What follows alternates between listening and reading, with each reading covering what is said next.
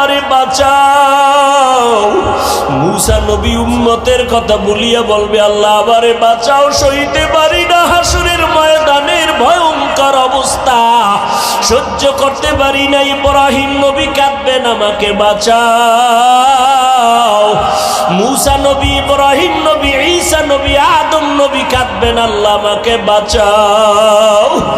আমার আম্মা জান বলে, নবী তখন আপনি হাসরের ময়দানে কি করবেন?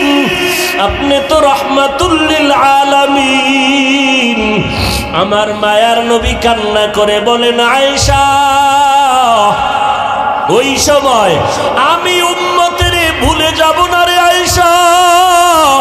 আমি তখন আমাকে বাঁচানোর চিন্তা করব না, আমি তাৎক্ষণিকভাবে আমি মাকামে মাহমুদ